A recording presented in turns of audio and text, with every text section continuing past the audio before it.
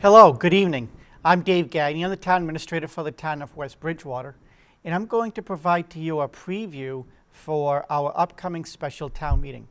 Now, we've never done this before, but I feel strongly that if we have the ability to be able to communicate to all of you as residents as to what is happening in town and what our meetings are all about, that you'll be better informed, which will allow you to be able to make really good, better decisions at the meeting when you're there to vote. So on December 14th, there will be what we call a special town meeting.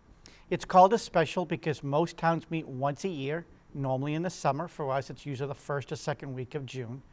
And we go over all matters that will be discussed for the following fiscal year, which always starts on July 1st. However, during the course of the year, sometimes business comes up that does require the townspeople to come together and make a handful of decisions. And that's exactly what's happening in this case. So we have before the town, the Board of Selectmen will place two articles for your review. Article number 1 is going to be in reference to a pilot. And it is the same word as you would find for an airplane pilot. However, in this case, it's an acronym. And the acronym PILOT stands for Payment in Lieu of Taxes. And what this is a state-allowed mechanism that businesses can solicit the town as to whether or not they'd like to do business in your town and in return receive some type of a tax break or tax incentive. Truthfully and candidly, I normally advise against these. I feel strongly that every single business in town must pay their full and fair share of taxes. However, in small cases, such as this one, I think that this is the wise course of action to do. So let me explain exactly what the business is and what the pilot is in just a moment. Excuse me. The developer is from out of state and is looking to put a large solar array project on top of the old Chadwick's building on 35 United Drive. It's in our industrial area, and they have put a handful of solar panels up on top of the roof as well at this point. And if you go to the building, as I have, and walk the perimeter, you'll see that you can't even see the panels are up there. Once the project is complete, it will consume about 4.1, or be able to generate 4.1 megawatts of energy, which, from what I am being led to believe, will be the largest solar array, rooftop project in the entire state. So, for people who like sustainable energy, clean energy, you could be proud that it would be located in the town of West Bridgewater. The real nice thing about this project is that they will make a $5 million investment into putting the solar arrays on top of a building that we are already receiving full and fair taxes on. So let me be clear about that. The building is already being taxed at a full and fair assessment through the Board of Assessors Assessing Department. So we would normally not receive additional revenue for the roof. So in this case here, it allows us to be able to receive substantially more money than we would never ever be able to receive in the past, because normally we don't get additional incremental revenue from what happens on top of a roof building. In this case here, we're looking for approval for the town to approve a 25-year contract that will allow the town to receive over $2.2 million in additional tax revenue for what is being proposed for the solar array company. That comes out to just on average $90,000 a year. In the first year, which would be FY18 if approved, the town will receive $154,000, and then it's a 5% reduction on that amount over the next 25 years. After 25 years, it will go to full and fair taxes. So whatever that number is what the town would generate. And the reason that I really like this proposal is because taxes are accumulated or assessed in order to pay for services that the town wants to provide. Obviously, you pay taxes, or businesses pay taxes, so we can have an active police and fire department, plow and pave the roads, offer senior citizens opportunities through our senior services center. Solar panels don't have children, so they don't add to the program any issues with the school. We don't have to plow it. Doesn't call for help with police or fire. So it doesn't consume any services whatsoever. So this here is really additional revenue that the town can certainly use.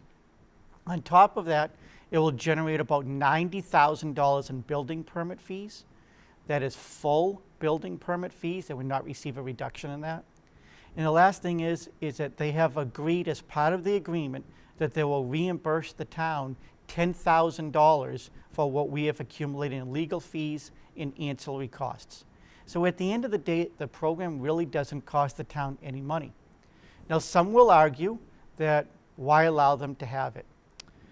The reason I would recommend that we allow them to have it is obviously they can go to any large building anywhere in the entire state. Over 25 years, assuming the town were to raise at 2.5%, we will retain 76 cents on the dollar.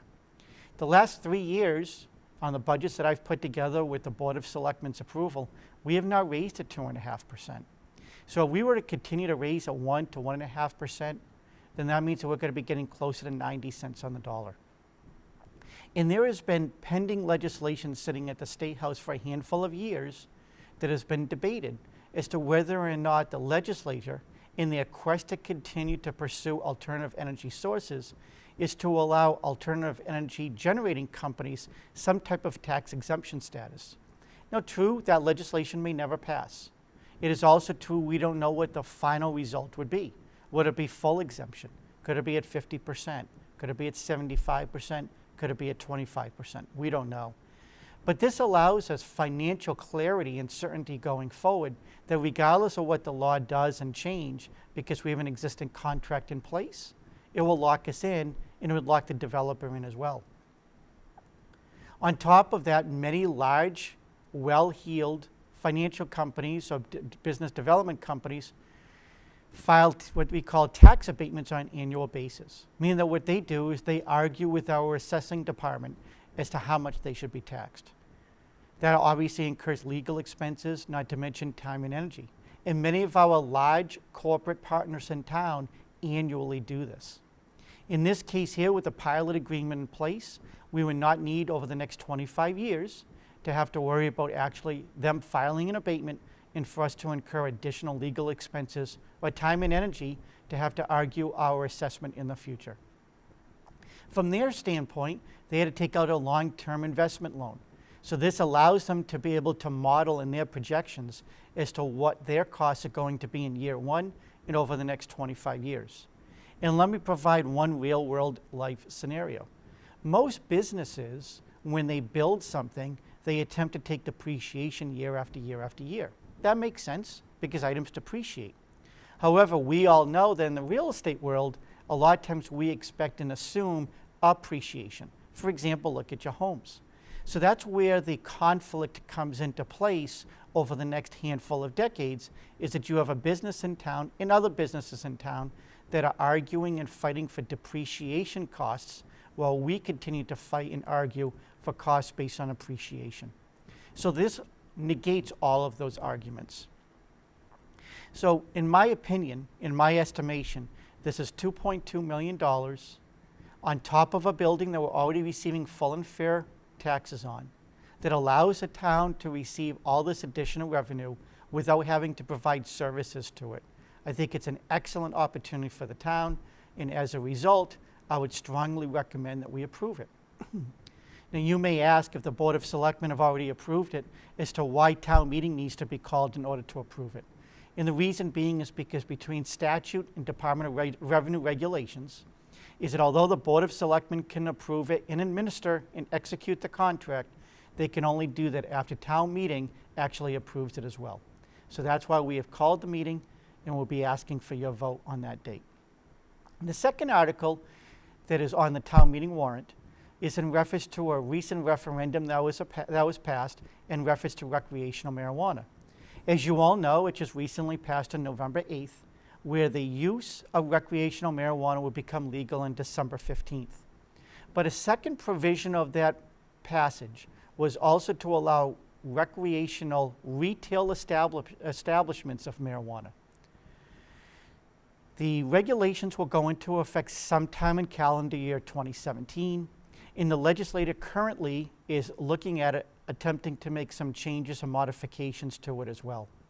So much like the town did a handful of years ago, when medical marijuana became legal, we passed a temporary moratorium to allow for the time period for the legislature and the state agencies to create guidelines in place so we know how to be able to zone for it in the future.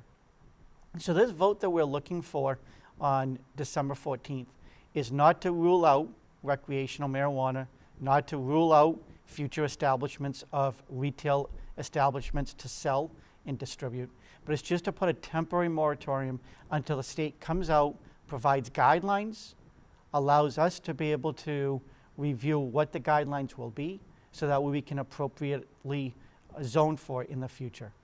The moratorium would be in effect for 18 months, which is exactly consistent with what it was for the medical dispensaries. And after those 18 months with the medical dispensaries, we went back to town meeting. We zoned for it, and now medical marijuana dispensaries are legal and allowed within zoning requirements in the town of West Bridgewater. And I assume and anticipate we would follow the same process in this case as well. So with that said, that is what is going to be on the agenda for the special town meeting. Special town meeting will be held on December 14th in the West Bridgewater High School at 7 p.m. in its auditorium. It is your town. It is the town that you live in, and some of you work in. And this is how policies and overall structure of the town is assembled. So it would be excellent to see you there, so that way you can partake and participate. Thank you very much. I hope that you found this helpful. Have a good evening.